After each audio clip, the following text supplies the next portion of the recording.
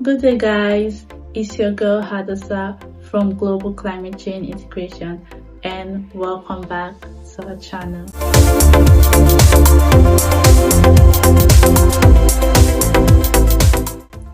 If this is your first time, you're very much welcome.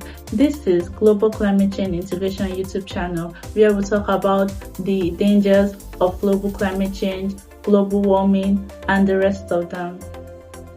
So today we are going to be talking about Arctic amplification, and we are going to be understanding the rapid warming of Arctic region and its global implications. Arctic amplification refers to the phenomenon where the Arctic region experiences warming at a rate significantly higher than the global average. Now, recent studies indicate that the Arctic is warming over 4 times as fast as the rest of the planet. This accelerated warming has profound implications, not only for the Arctic environment, but also for global climate systems, sea levels, and ecosystems. There are 4 major mechanisms driving Arctic amplification.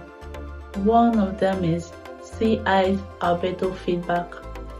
Sea ice has a high albedo, meaning it reflects a significant portion of incoming solar radiation. As temperature rises, sea ice melts, exposing darker ocean surfaces that absorb more solar energy. This absorption leads to further warming and more ice melt, creating a positive feedback loop. Lapse rate feedback. The lapse rate refers to the rate of which atmospheric temperature decreases with altitude. In the Arctic, the warming of the lower atmosphere reduces the temperature gradient, leading to a stronger lapse rate feedback. This mechanism contributes to enhanced surface warming independent of sea ice loss. Water vapor and cloud feedbacks. Warmer temperatures increase evaporation, adding more water vapor, a potent greenhouse gas, to the atmosphere. This amplifies warming. Additionally, changes in cloud cover can either trap heat or reflect solar radiation, influencing the Arctic energy balance. And ocean heat transport. This increases ocean currents, particularly the increased intrusion of warm Atlantic waters in the Arctic. A process known as Atlantification contributes to sea ice decline and regional warming.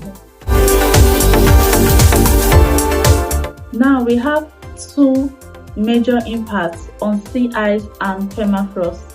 One of them is decline in sea ice extent and thickness. Now, the Arctic has witnessed a significant reduction in sea ice extent and thickness, especially during the summer months. This decline not only affects local ecosystems, but also alters global weather patterns by changing the jet stream's behavior. And the second is thawing permafrost.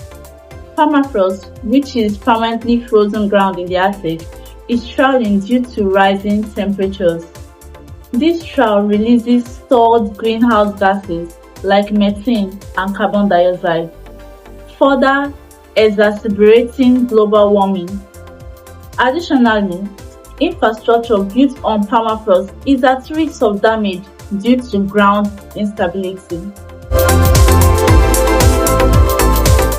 There are 2 major ecosystem disruptions. 1. Marine ecosystem. The loss of sea ice affects the entire marine food web. Species like polar bears, seals, and walruses rely on sea ice for hunting and grazing. As their habitat diminishes, their populations decline.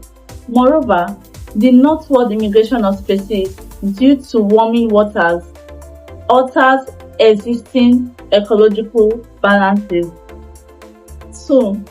Terrestrial ecosystems. Warming temperatures lead to changes in vegetation patterns, such as the expansion of shrubs in tundra regions. This eutrophication affects herbivores like caribou and the predators that rely on them. Additionally, the risk of wildfires increases with warmer and drier conditions. There are mainly two global climate implications. 1. Sea level rise. Melting Arctic glaciers and the Greenland ice sheet contribute significantly to global sea level rise. The influx of fresh water into the oceans can disrupt thermohaline circulation, affecting climate patterns worldwide. 2. Altered weather patterns. Arctic warming influences the jet stream, leading to more extreme weather events in mid-latitude regions. This includes prolonged cold spells, heat waves, and increased precipitation events. We have two major socio-economic consequences. One of them is the indigenous communities. Arctic indigenous communities face challenges due to changing ecosystems, which affect traditional hunting and fishing practices. Thawing permafrost and coastal erosion threatens infrastructure and cultural heritage.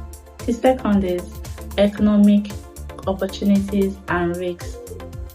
While melting ice opens new shipping routes and access to natural resources, it also poses environmental risks. Increased human activity can lead to pollution and further ecological disturbances. There are three major strategies to mitigation and adaptation. One of them is reducing greenhouse gas emissions. Addressing Arctic amplification requires global efforts to reduce greenhouse gas emissions. Transitioning to renewable energy sources and implementing energy efficiency measures are crucial steps. The second is monitoring and research. Enhanced monitoring of Arctic conditions through satellite observations and ground-based research is essential for understanding ongoing changes and informing policy decisions. And the third, supporting indigenous knowledge. Incorporating indigenous knowledge systems into climate research and policy making can provide valuable insights into sustainable practices and adaptation strategies.